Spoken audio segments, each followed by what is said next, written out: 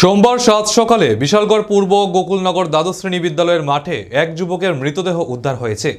ঘটনা জানাজানি হতেই ছাত্রছাত্রী সহ শিক্ষক ও অভিভাবক মহলে তীব্র চাঞ্চল্য ছড়িয়ে পড়ে। খবর পেয়ে বিশালগড় থানার পুলিশ মৃতদেহ উদ্ধার করে ময়নাতদন্তের জন্য হাসপাতালে পাঠিয়ে দেয়। ঘটনার বিবরণে জানা যায়, গোকুলনগর এলাকার স্থানীয় বাসিন্দা মৃত মনীন্দ্র দেবনাথের ছেলে মিঠুন দেবনাথ দীর্ঘদিন ধরে মানসিক রোগে আক্রান্ত ছিলেন। এলাকাবাসীরা জানিয়েছেন, বেশ কয়েক মাস ধরে তাকে ঘোরাঘুরি করতে দেখেছেন স্থানীয় এলাকায়।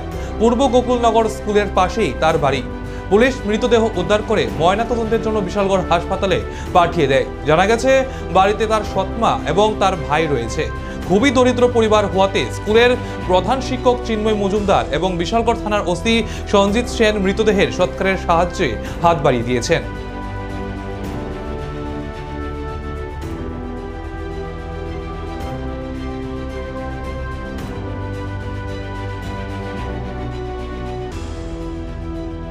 আজকে আমাদের থানাতে একটা ইনফরমেশন আসে লোকাল থেকে এবং স্কুলের হেডমাস্টার বাবুর থেকে, যে স্কুল মাঠেই একটা ছেলের মৃতদেহ পড়ে আছে। তো তারা এলাকাতে লোকজন যখন আসে জানতে পারে তার নাম মিঠুন দেবনাথ, বাবার নাম মনীন্দ্র দেবনাথ। তো স্কুলের পাশেই ওর বাড়ি। সে দীর্ঘদিন ধরে অসুস্থ ছিল।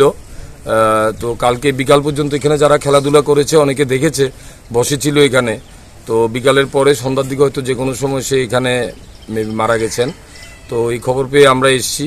তো বাড়িঘরের লোকজনকে আমরা ডেকে এনেছি। আমরা একটা ইউডি কেস নিচ্ছি, নিয়ে তার পোস্টমর্টম করে আমরা বাকি কাজ যেটা আছে সেটা আমরা করব।